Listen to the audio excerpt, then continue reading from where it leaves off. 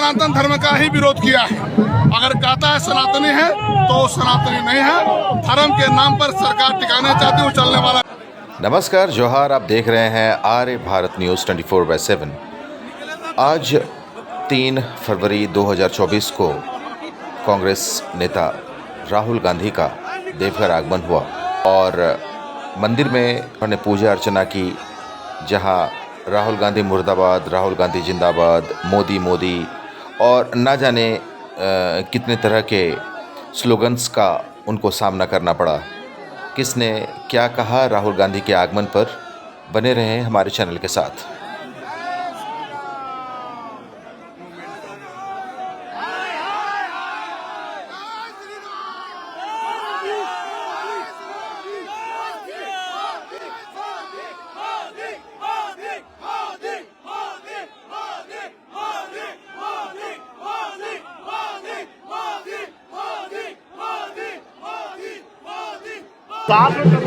राहुल गांधी के देवघर आगमन पे क्या संदेश देना चाहेंगे आप? आप देख रहे हैं कि देवघर की जनता उनके स्वागत के लिए फलक बिछाए हुए हैं। जिन मुद्दों को उन्होंने उठाया है, हमें लगता है कि उन मुद्दों का स्वागत कर रही है जनता। जो 5 न्याय की बात वो करते हैं कि भाई नारियों को न्याय दिलाएंगे, नौजवानों को न्याय दिलाएंगे, किसानों को न्याय दिलाएंगे, और जिसकी जितनी संख्या भारी उसकी उतनी भागीदारी हम कराएंगे। हमें लगता है इस पर लोगों ने मुहर लगाया है, विश्वास। ये थे विधायक प्रदीप यादव। जनता के रिएक्शंस भी हम आपको दिखाएंगे और सुनाएंगे। कुछ पब्लिक से भी हम बात करेंगे और जानेंगे कि राहुल गांधी के देवघर आगमन पर उनकी क्या प्रतिक्रिया है।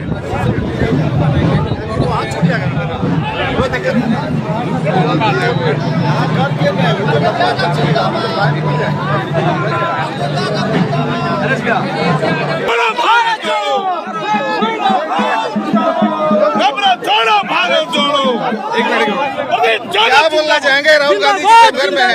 राहुल गांधी देश का नेता है और यह देश इनके हाथों में जाए, सभी जनता खुशहाल नजर आएंगे। पुराने नेता, हम लोग का देश का नेता राजीव गांधी है, चले गए। राहुल राजीव गांधी चले गए, उनके नेतृत्व में मिले।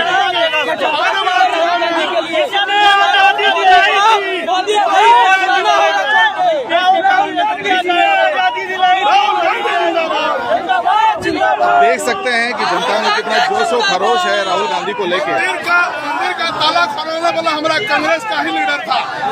मंदिर का ताला बंद था, जो कांग्रेस का नेता ने खुलवाया था। आज वही कोई ले ले, धर्म सबके लिए है। यह देश सारा। क्या नाम है आपका? मेरा नाम पारस। कहाँ से है? करों से, जिला सचिव देवघर। अच्छा, देश धर्म निरपेक्ष देश है। वह मंदिर का ताला कांग्रेस पार्टी ने खुलवाया था और नहीं जाने दिया। उनका भी मनोबल अपना है, जनता जवाब देगी समय आने डायरी पर होता है, ना कि जजमेंट के दिन जजमेंट होता है। डायरी हमारा कांग्रेस पार्टी ने मंजूर किया, जजमेंट आज हुआ, तो इसलिए इसका श्रेय पूरा कांग्रेस पार्टी के पास है। राहुल गांधी मोदी ने सनातन धर्म का ही विरोध किया है। अगर कहता है सनातनी है तो सनातनी नहीं है। धर्म के नाम पर सरकार टिकाना चाहती है, चलने वाला नहीं है। सनातन धर्म का विरोध कैसे किया? वो एक भी वहाँ शंकराचार्य नहीं किया। जो अपने राजनीतिक लोगों ने ही सब कुछ करके रख दिया। धर्म राजनीतिक से जोड़ना नहीं चाहिए। धर्म सबके लिए है। यह देश धर्म निरपेक्ष देश है। सारा धर्म के लोग इस देश में वास करते हैं।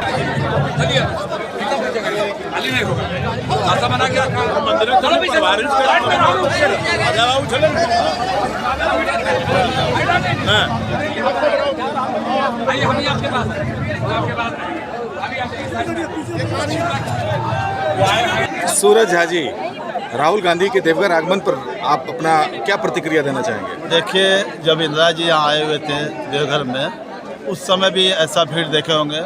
मोदी जी के समय में आप लोगों ने भीड़ देखा होगा। और आज राहुल गांधी है। राहुल गांधी जब आए देवघर मंदिर में, मतलब पाँव रखने का जगह नहीं था। इतना क्रेज है इनका राहुल गांधी का, और पूरे मंदिर क्षेत्र में मतलब पाँव रखने का जगह नहीं है। और हम लोग सारे गठबंधन के नेता लोग उनके स्वागत में खड़े हैं और हम लोग यहाँ से पदयात्रा जाएंगे। आप देखेंगे लाखों लाख की संख्या में लोग उनके स्वागत के लिए खड़ा हैं। जी जी,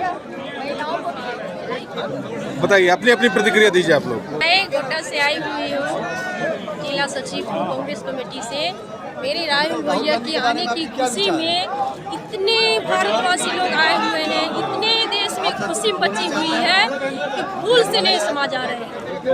इसलिए हम लोग चाहते हैं कि सारे भारतवासी से ये मतलब विनती है, प्रार्थना है कि ऐसा रखे हिम्मत, ऐसा रखे हौसला, राहुल भैया को सदा के लिए यहाँ लाने के लिए कि मान लिया जाए कि आज राहुल भैया आए तो सदा मेरे पास रहे, मेरे साथ रहे।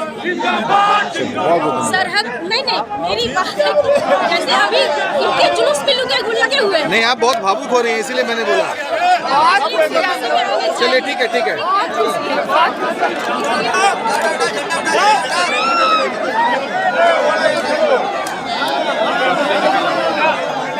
देखिए ये क्राउड, ये भीड़ देख सकते हैं आप। राहुल गांधी की बस एक झलक पाने की भीड़ है ये। और अभी भी आपको सामने राहुल गांधी दिख रहे होंगे अपनी भीड़ का अभिवादन करते हुए। राहुल जी, राहुल जी, राहुल जी, राहुल जी।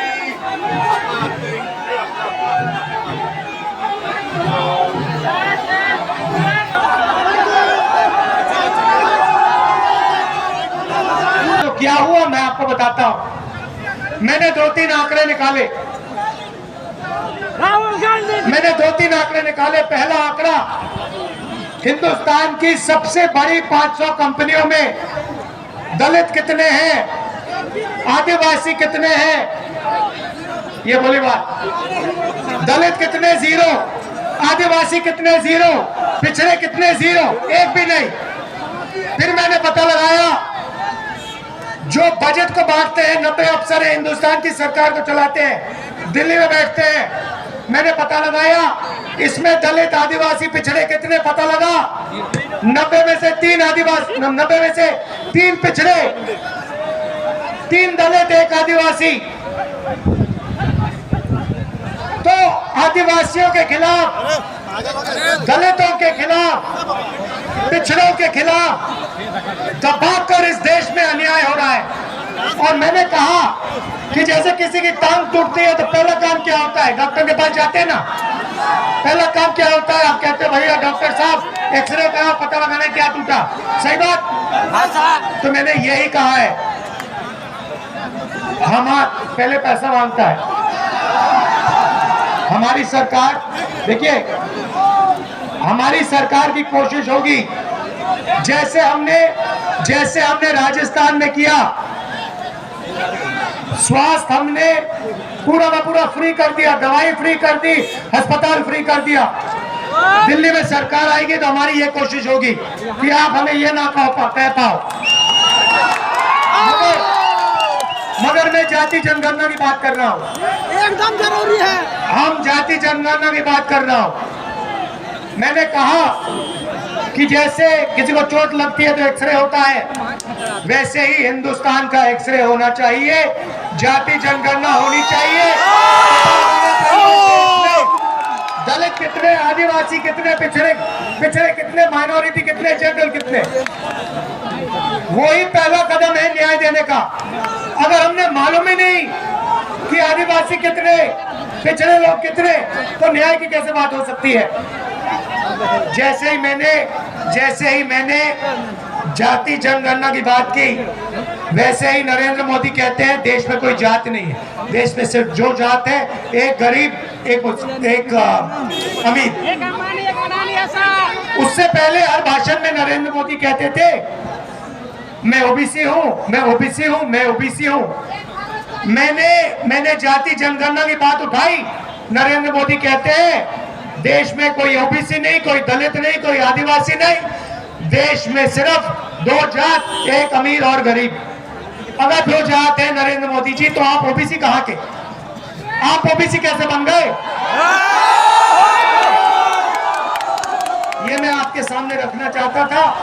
देश को जोड़ना है, सबको एक साथ लाना है और पूरे देश में ये जो नफरत का बाजार इन लोगों ने खोल रखा है, इसको बंद करना है और मोहब्बत की लाखों दुकानें खोलनी है।